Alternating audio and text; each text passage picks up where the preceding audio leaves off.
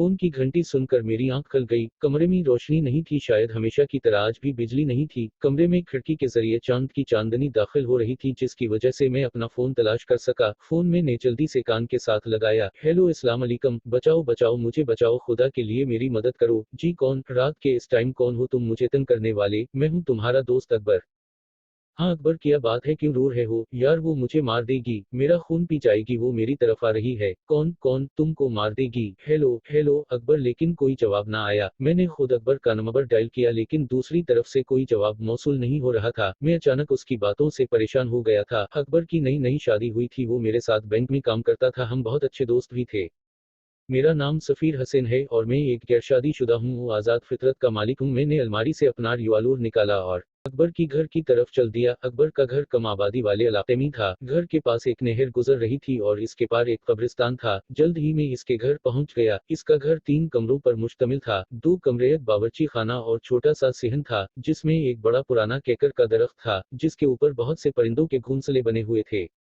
सिहन से होते हुए मैंने केकर के दरख्त पर नजर डाली। परिंदे खुशी से अपने घोंसलों में दबकर आराम कर रहे थे। हवेली दरवाजा हमेशा की तरह खुला ही था, लेकिन कमरे अंदर से बंद थे। मैंने काफी देर दस्तक दी, लेकिन कोई जवाब न मिला। मुझे खिड़की का ख्याल आया जो नहर वाली साइड पर थी। मैं हवेली की खिड़की की तरफ गया। मैं ये देखकर हैरान रह गया, खिड़की खुली थी और खिड़की के ऊपर ताजे खून के निशान थे। मैं खिड़की के जरिए अंदर आया, बल्ब जलाया तो मेरे रोंगटे खड़े हो गए। अकबर बेड के नीचे खून में लिपटा हुआ पड़ा था और आस के भाई का कोई नाम व निशान नहीं था। मैंने अकबर को चेक किया तो वो इस दुनिया को छोड़ चुका था। अचानक मेरी नजर खून के धब्बों पर पड़ी, जो किसी के नंगे पांव के थे, यानी कोई कमरे से खिड़की की तरफ से बाहर गया था और खून के निशान इसके पांव के जरिए फर्श पर बने हुए थे। मैंने पहले घर की तलाशी ली, लेकिन भाई का कोई पता ना चला, लेकिन वो कातिल हो सकता है भाई को साथ ले गया होगा। मैंने पांव के निशानों का पीछा करने का फैसला किया और खिड़की के जरिए बाहर आ गया, लेकिन मैंने थाने कॉल कर दी थी और सब हकीकत बता दी थी। पाँव के निशान टार्चा की रोशनी में बहुत वाजिया नजर आ रहे थे, लेकिन फिर नहर में जा रहे थे, यानी कातिल ने नहर पार की थी, पर मैं नहर पार नहीं कर सकता था। इसलिए मैंने 1 किलोमीटर लंबा चक्कर नहर से होकर लगाया और फिर नहर की दूसरी जानिब इन पाँव के निशान तलाश करने लगा।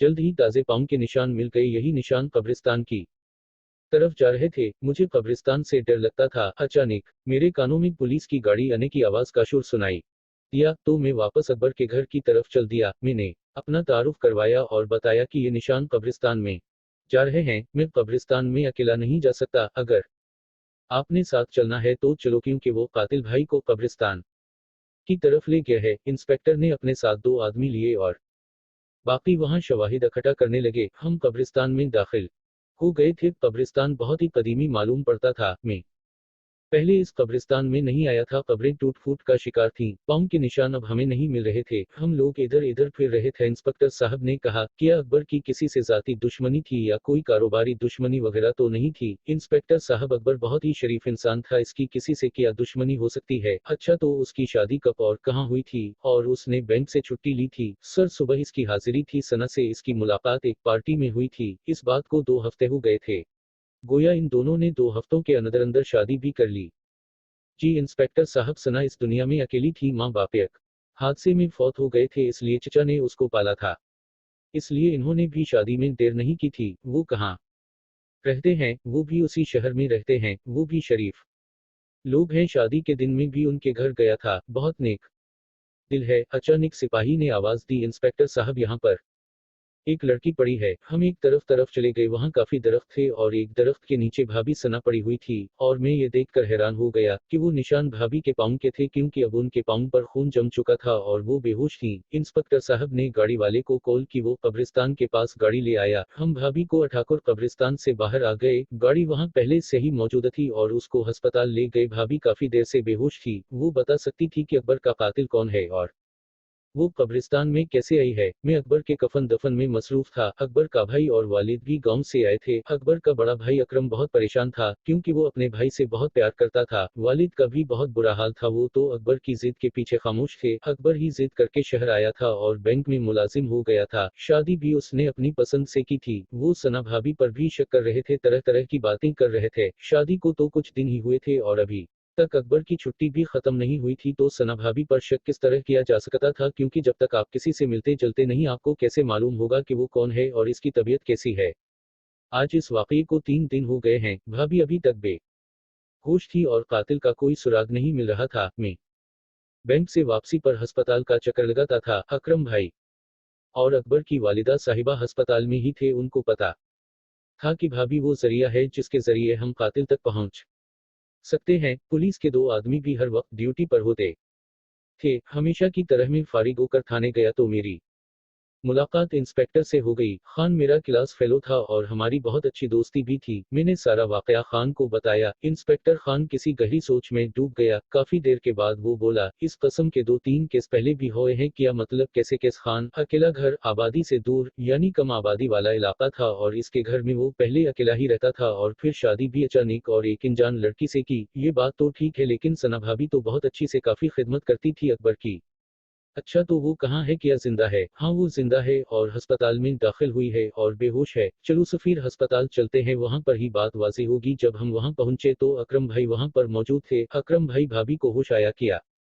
नहीं, वो अभी तक बेहोश है। टरियट मट हो रहा है। वो अंदर थिएटर रूम में है। हम बाहर इंतजार करने लगे। कुछ देर में डॉक्टर साहब आए तो खान ने पूछ, डॉक्टर साहब अब मरीजा कैसी है और होश कब तक आ जाएगा? वो खतरे से बाहर है, होश भी जल्दी ही आ जाएगा। क्या हम देख सकते हैं इसको? हाँ हाँ, क्यों नहीं, इसको कमरे में शिफ्ट कर दिया गया। हम तीनों कमरे में आए तो मैंने देखा कि खान भाभी को गौर से देख रहा था। ये सना भाभी है। अकरम ने कहा, इसको जानते हो? आओ मेरे साथ बाहर आओ। हम दोनों बाहर आए और एक तरफ होकर खड़े हो गए तो खान ने बताया, सफीर ये सना नामी लड़की है जो हमें मिल नहीं रही थी, क्योंकि हर कत्ल होने वाले दिल्हा के साथ हमें इसकी ही तस्वीर मिलती है, लेकिन ये हमें मिल नहीं रही थी। ये क्या कह रहे हो? क्या सना भाभी ही कातिल है अकबर की? ये मैं नहीं कह सकता, लेकिन शक इस पर ही जा रहा है। मैं तुम्हें सबूत दे सकता हूँ। हर मकतूल की शादी के पहले दिन जो तस्वीर ली जाती है वो कम से कम शादी के हफ्ते बाद मिलती है, और जब तक ये लड़की अपना काम करके गायब हो जाती थी। लेकिन अब के बार किस तरह से पकड़ी गई कुछ समझ नहीं आ रही। वो असल में अकबर ने कत्ल होने से पहले ही मुझसे बात की थी तो मैं फौरन निकल पड़ा था। 5-10 मिनट में मैं उसके घर पहुंच गया था, तो शायद ये उस वक्त अपना काम करके निकली ही होगी। मैंने इसका पीछा किया। मुझे नहीं मालूम था कि मैं किसके पीछे जा रहा हूँ। मैं तो वो खून के निशानों का पीछा कर रहा था। इंस्पेक्टर खान ने पुलिस स्टेशन फोन किया कि 2 लेडीज आए। मैंने खान से कहा, अगर ये चक्कर है तो हमें किसी दम दरूद वाले से राब्ता करना चाहिए। हाँ सफीर, तुमने ठीक कहा। मेरे एक जानने वाले बुजुर्ग हैं, वो अमल करते हैं, मैं उनसे बात करता हूँ। जल्द ही 2 लेडीज पुलिस वाली आ गईं। हम दोनों इस बुजुर्ग के पास चले गए। बुजुर्ग का नाम पीर बाबा शाह मुनव्वर था। वो बहुत नेक बुजुर्ग थे। इनके आस्थाने पर हर वक्त हुजूम होता था। हर वक्त कोई ना कोई आपकी खिदमत में मौजूद होता था। खैर हमने पहले कॉल की थी इसलिए वो हमारे मुंतजिर थे। मैंने इंस्पेक्टर साहब ने सारी हकीकत पैर बाबा को बता दी। पैर बाबा ने आंखें बंद कर ले और वो मुंह में कुछ पढ़ रहे थे। अच्छा तो आप लोग क्या चाहते हो? इस लड़की की हकीकत या इसको खातिमा करना चाहते हो या फिर कोई सख्त सजा देना चाहते हो? पियर बाबा, आप हमें पहले तो ये बताएं कि वो कौन है और वो ऐसा क्यों कर रही है। वो मुकम्मल इंसान नहीं है और ना ही मुकम्मल चुड़ैल है। वो एक इंसान और चुड़ैल के मिलाप से पैदा हुई है, यानी चुड़ैल की बेटी है। इसका इंसान बाप इसको छोड़कर चला गया था, जिसको उसकी चुड़ैल माँ ने मार दिया था। उसकी माँ चुड़ैल को एक हिंदू ने चला काट कर अपनी कैद में कर लिया था, तो इसकी परवरिश इंसानों में हुई थी। उसके चचा ने इसको पाला था। चचा इसकी हकीकत से लालम था। इसको अलिफ बी तक इसके बारे में नहीं पता। जब वो उस लड़की की बार बार शादी करवा रहे हैं तो उनको शक नहीं हो रहा? आप लोगों ने देख लिया होगा कि वो चुड़ैल की बेटी बहुत मासूम और भोली भाली सूरत लेकर पैदा हुई है। हर कोई इस पर इत्मीनान कर लेता है और वो अपना शिकार खुद ही तलाश करती है। 3-4 दिन वो अपनी खुराक पूछती है, फिर इसकी चुड़ैल वाली आत्मा जाग जाती है तो वो अपने शौहर का खून पी जाती है और हफ्तों के लिए गायब हो जाती है। जब इसके चचा को इस हादसे का पता चलता है तो वो बेचारा को थाने, अस्पतालों में, स्टेशन और न जाने कहां कहां तलाश करता है। जब वो मिलती है तो एक कहानी सुनाती है और अपने मासूम चेहरे का फायदा उठाकर कुछ हफ्ते घर में आराम करती है और फिर ताज़ा दम होकर शिकार की तलाश शुरू करती है। तो किया हर बार चचा इसको जहीज देता है, लेकिन पियर बाबा, इस बार वो पकड़ी कैसे गई और वहां तक बेहोश क्यों है? मैंने पहले ही बताया था कि वो चुड़ैल की बेटी है, लेकिन इसके अंदर इंसान का भी खून है, इसलिए वो कमजोर और थकावट भी महसूस करती है। इस रात जब अपना शिकार करके कब्रिस्तान की तरफ जा रही थी तो उसे नहर भी पार करना पड़ी थी। इसको मालूम हो गया था कि कोई इसका पीछा कर रहा है, इसलिए जल्दी में वो दरख्त से टकरा गई और बेहोश हो गई, क्योंकि अब इस पर थकावट तारी हो गई थी। अब हमें क्या करना चाहिए? आप इसके साथ क्या करना चाहते हैं? इसको जिंदा रखकर सजा देना चाहते हो या इसको खत्म करना चाहते हो? पियर बाबा, क्या इस पर गोली असर करेगी? हाँ करेगी, लेकिन ये जरूरी नहीं कि उसकी मौत इस गोली से वाक़ई हो जाए। इसको मारने के लिए उसी कब्रिस्तान में 3 दिन का चला काटना होगा, जिसके बाद इस चुड़ैल की बेटी में चुड़ैल वाली ताकत आ जाएगी। इसके बाद आप जो सजा देना चाहो वो इसको सजा से तकलीफ उठाएगी, और आइंदा हो सकता है कि वो ये गलत काम ना करे, हमेशा के लिए छोड़ दे। अब चले के लिए कोई आदमी तलाश करो। मैं तो पहले ही 1 साल वाला चला काट रहा हूँ जो आधी रात का है। ये चला रात किसी पुरानी कब्र पर बैठ कर करना होगा। मैं तैयार हूँ। उसने मेरे दोस्त को मारा है और न जाने कितने लोगों को शिकार बनाया है। ठीक है सफीर बेटा, ये लो सतू के दाने, किसी पुरानी कब्र पर बैठ कर उन दानों पर चला करना है, और हिसार से बाहर नहीं आना। कुछ भी हो जाए, चाहे मेरी आवाज आए या मैं खुद ही आऊं या तुम्हारा दोस्त अकबर भी आ जाए, तुमने किसी की किसी बात पर अमल नहीं करना है, बस मेरा दिया हुआ अमल करते रहना, और अदन में किसी से कोई बात नहीं करना है। बैंक से छुट्टी ले लो। मैंने पैर बाबा की बात मान ली, लेकिन मेरा दिल तस्लीम नहीं कर रहा था कि भाभी एक बेरहम कातिल हो सकती है, और वो एक चुड़ैल की बेटी है। रात का वक्त था। फोन की घंटी सुनकर मेरी आंख खुल गई तो ये इत्तला मिली कि भाभी सना अस्पताल से फरार होने में कामयाब हो गई है। इस बारे में और कुछ मालूम ना हुआ। मैंने उस वक्त इंस्पेक्टर से बात की तो उसने कहा, सफीर भाई अब वो चला करना ही और जरूर करना होगा, खुदा ना करे वो कोई काम कर दे और किसी की जान चली जाए। मैं सुबह होते ही बैंक गया और बैंक से 5 छुट्टियां ले और इंस्पेक्टर खान के पास गया। मैं पुलिस स्टेशन चला गया, वो मेरा इंतजार कर रहा था। हाँ तो छुट्टी ले ली है? हाँ जी ठीक है, चाय पी लो तो हम सना भाभी के चचा के घर चलते हैं। ठीक है मैं तैयार हूँ, और मुझे इसका घर अच्छी तरह से याद है। एक पड़ोसी से पता चला कि कल रात को जहांगीर साहब का इंतकाल हो गया है, इसलिए उसको दफन करने के लिए सब लोग उसके आबाई गांव गए हुए हैं। क्या सना भाभी भी उनके साथ है? जाहिरी बात है कि सना बाजी चचा जहांगीर से बहुत प्यार करती थी, इन्हें तो जाना ही चाहिए था। और उनका गांव कहाँ है? इंस्पेक्टर खान ने पूछा। उनका गांव का नाम लाल सुंदर वाला है और वो मोटरवे के साथ है, फैसलाबाद से कुछ पहले ही है।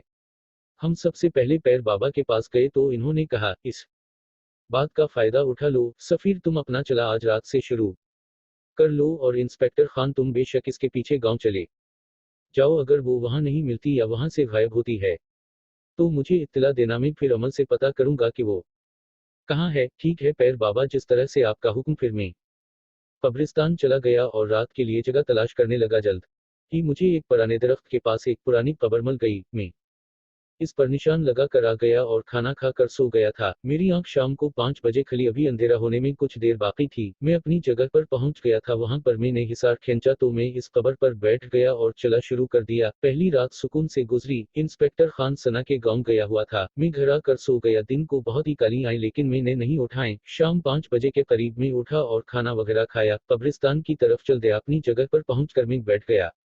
आज मौसम भी खराब मालूम होता था, चांद का कोई नाम व निशान न था। हुआ तेज से तेज होती जा रही थी और मुझे चला करने में मुश्किल हो रही थी। मैं हैरान था कि जब मैं घर से निकला तो मौसम साफ था, लेकिन जब कब्रिस्तान में कदम रखा तो मौसम खराब हो गया। खैर में अमल करने लगा कि आसमान पर बिजली चमकी और बादल शोर करने लगा, हवाएं तेज तेज चलने लगे। बहुत ज्यादा शोर हो रहा था, मुझे अमल करने में मुश्किल हो रही थी। कुछ देर में बारिश शुरू हो गई, लेकिन ये क्या बारिश हिसार के बाहर हो रही थी और जिस जगह में था वहां कोई असर ना हो रहा था। बादल खूब बरसा, हर तरफ पानी ही पानी हो गया। लेकिन हैरान करने वाली बात यह थी कि पानी का एक कतरा भी मेरे करीब नहीं आ रहा था। मौसम अब साफ था, चांद नजर आ रहा था और चांदनी हर चीज को मुनव्वर कर रही थी। बादल का शोर थम चुका था और अब मुकम्मल खामोशी थी। मैंने अपना अमल जारी रखा था। सुबह होने से कुछ पहले मुझे इंस्पेक्टर खान अपने पास आता हुआ नजर आया। खान ने कहा, सफीर अब ये चला छोड़ दो, हमने सना को मार दिया है, अब वो मर चुकी है। लेकिन उस वक्त मैं होश में था, मुझे पियर बाबा वाली बात याद थी। मैं भला चला कैसे छोड़ सकता था? खान ने कहा, हट जाओ मेरे दोस्त, क्यों देर कर रहे हो? अपना टाइम जाया कर रहे हो, आओ मेरे साथ, मेरा हाथ पकड़ो। खान ने मेरी तरफ हाथ बढ़ाया तो उसके मुंह से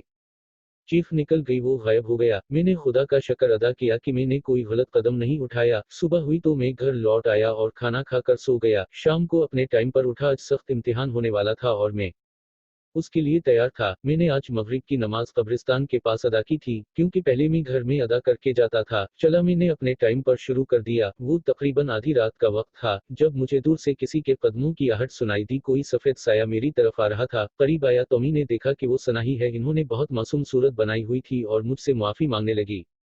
सफीर भाई, मुझे माफ कर दो, मैं जीना चाहती हूँ, मेरा वादा है आइंदा में किसी को कोई नुकसान नहीं पहुंचाऊंगी। काफी देर खड़ी रही, फिर खामोश और मायूस होकर चली गई। कुछ देर बाद खामोशी रही, फिर पैर बाबा मेरे सामने आए और इन्होंने कहा, बेटा इसको माफ कर दो, वो तुमसे माफी मांग रही है, उसकी ये सजा बहुत है कि सबके सामने इसका चेहरा बेनकाब हो गया है। मैं पियर बाबा से बात करने ही वाला था कि मेरे कानों में आवाज आई, ये सब नजर का धोखा है, ये मैं नहीं हूँ, तुम अपना अमल जारी रखो। फिर वो पियर बाबा भी वहां से चले गए। मैं इस चक्कर में था कि ये चला किसी तरह पूरा हो। सुबह होने से पहले कब्रिस्तान एक शोर सा जागा उठा था। कब्रों से मर्दे निकलने लगे, दरख्त टूटने लगे, परिंदे बेचैन होकर हवा में उड़ रहे थे। कुछ दरख्तों को आग लग गई। जिस कब्र पर मैं बैठा था वो भी मुसलसल तड़प रही थी और मुझे अपना अमल करने में मुश्किल हो रही थी। फिर मैंने देखा कि सना भाभी के साथ चंद और लोग मेरी तरफ आ रहे थे, जिनमें मेरा मरहूम दोस्त अकबर भी था। इन्होंने मुझसे कहा कि हमने सना को माफ कर दिया है, अब तुम भी इसको माफ कर दो। मैंने उनकी एक ना सुनी तो वो गुस्से में आ गए और मुझ पर कब्रों से पत्थर उठा उठा कर मारने लगे, लेकिन कोई भी पत्थर मुझे न लगा। सब करीब जाकर गिरते रहे। कुछ देर ये अमल जारी रहा, फिर सब मर्दे मेरे पास आने लगे। वो पुरानी कब्र भी मुझे परेशान कर रही थी, जिसमें से किसी बुढ़िया की आवाज आ रही थी। मैंने आंखें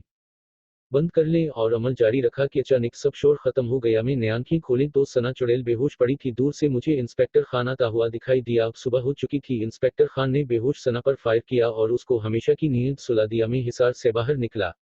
हमने सना की लाश को ताबूत में बंद करके बगैर जनाजे और गुस्ल के ही दफन कर दिया, क्योंकि वो ना मुसलमान थी और ना पूरी इंसान थी, वो तो एक खूबसूरत चुड़ैल थी। इस वाक़े को 10 साल हो गए हैं। मुझे आज भी अकबर की याद आती है।